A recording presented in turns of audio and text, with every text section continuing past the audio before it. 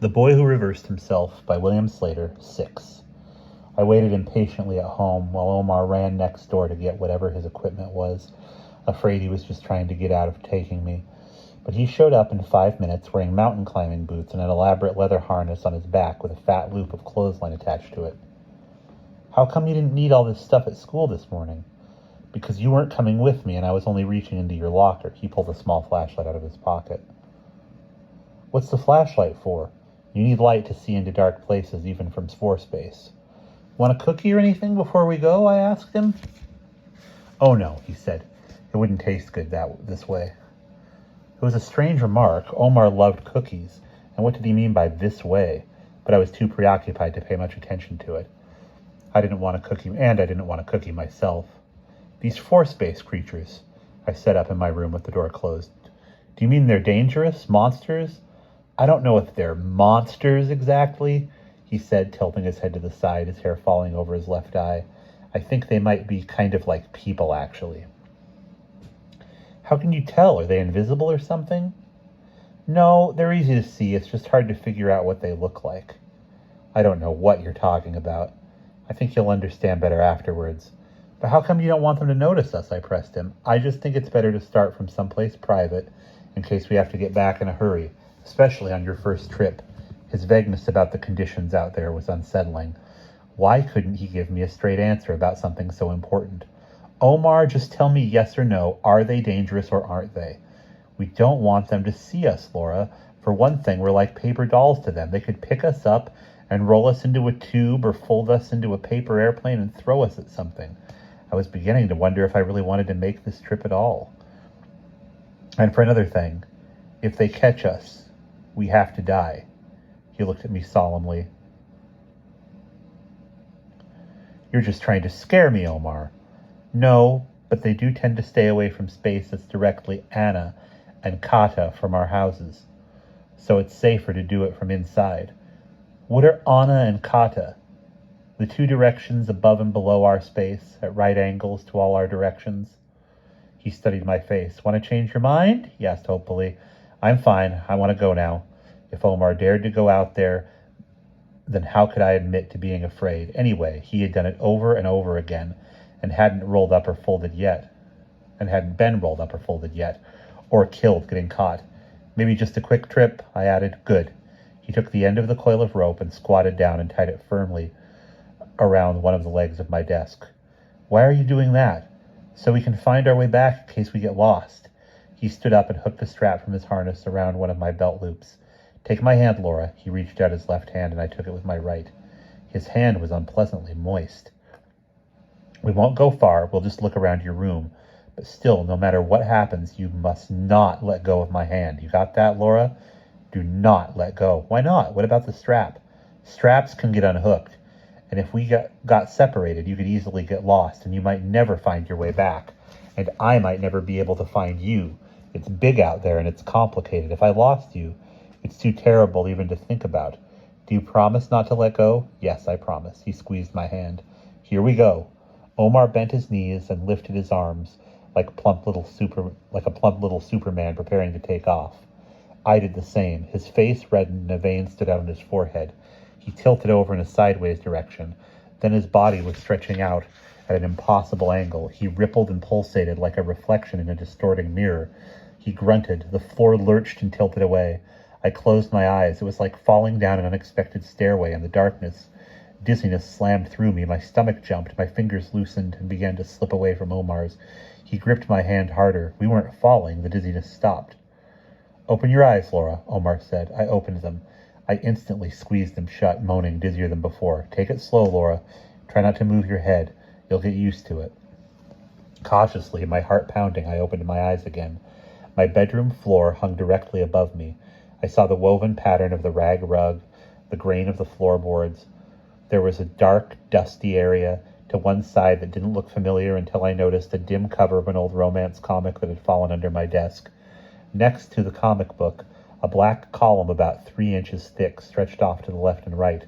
On the other side of the column, I could see a bright pattern of blue and white octagons. It took me a minute to realize it was the bathroom floor. Keep your eyes fixed in one place, Laura, Omar said, invisible beside me. You okay? But nothing makes sense. I can hardly tell what I'm looking at. That's because you don't have 4D eyes, so you can only see a 3D cross-section of 4 space. When you move your eyes, you'll see a different section. You'll have to learn how to put them all together. Now move your head just a tiny bit. I turned my head about an inch. There was a confusing moment of things rushing past. Then another picture stabilized. Where the floor underneath my desk had been was a solid black rectangle. The bright space above it was empty except for a round white basin filled with liquid. But most of what I saw now was blackness. Now it's too dark to see, I whined. I told you, you can't see inside things without a light, Omar said. That's why I always have my pocket flashlight. I felt him move beside me, then heard a click. Now, instead of a black rectangle, I saw a confusing jumble of objects in separate compartments, heavily outlined by shadows.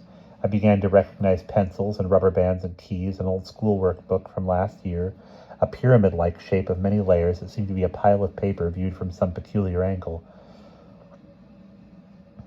And what was that wrinkled red oval thing with a thin black edge? A tube of red paint seen from the inside and the outside at the same time. I lifted my hand to take the tube of paint out of the desk in the flashlight beam. I saw white bones enclosed in layered strips of pink, thin branching wires of blue liquid coursing through them. My hand! I whispered. I can see the inside of my hand.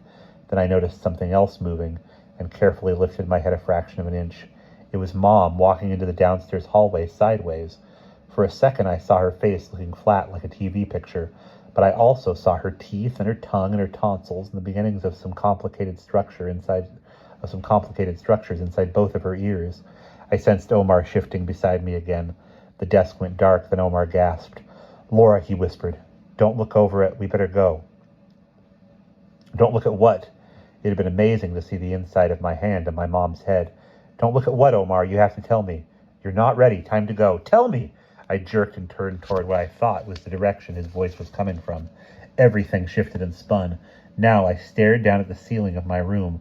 Little black bugs crawled around inside the opaque light fixture. To the left was a thick boundary, and beyond it, the bare branches of the tree outside of the house.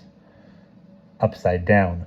But I was beginning to get used to the surprises now. Tell me, Omar. Look at what? I'm ready. At him, he murmured. I mean, one of them. Oh my gosh. Where? Show me, I'm ready. You think so? He said as though he didn't know what I was talking about. All right, Laura, I'll show you, but we don't have much time. I felt something inside my nose gently turning me in a direction that was somehow completely unexpected.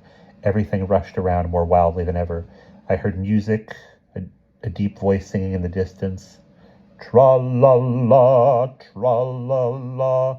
There he is, Laura. I blinked. I wasn't looking inside my room anymore, or outside the house, or at anything in the world. I stared down a long avenue of jagged, irregular shapes. They flickered and changed, sparkling in a bluish light that was not sunlight. They were all sizes, without pattern or meaning, and could have been jewels, or fragmented panes of glass, or some kind of crystalline plants. They might have been beautiful if they hadn't been so utterly alien, but they were ordinary compared to the incomprehensible thing moving through them, moving toward us as the singing voice grew louder. The thing was made of grayish flesh. Textures, bands, and patches of fur slid across it as it moved. But was it one thing or many? At first, it had been a featureless rolling oblong. Then it split. 5 narrow poles slithered in a kind of dance to a jaunty music. The poles fused together into a fat barrel shape. An eye oozed down the barrel and disappeared as the barrel expanded into a pimpled sphere. A wide red gash appeared, bordered by dark bands of flesh. A gash that could be nothing other than a mouth. Tra-la-la, tra-la-la. The voice boomed out. Little brothers, here am I, bringing luck and jollity. And the thing glided closer. Get me out of here, Omar, I whispered. Out of here, get me out now. He didn't argue. The world reeled and we fell. The floor rushed up and grabbed my feet. I barely managed not to topple over. I warned you, Laura, Omar said, but he looked shaken as well. I have to get home fast. He let go of my hand, unhooked the strap from my belt loop, and untied the rope from the desk. What was that thing? I asked. Why did it look like that? I can explain, Laura, he said, ashen-faced, but not now, later. Good, I need to forget about it now. Don't worry, Laura, Omar said, quickly backing away toward the stairs. We're safe from him this time, maybe. He turned and ran.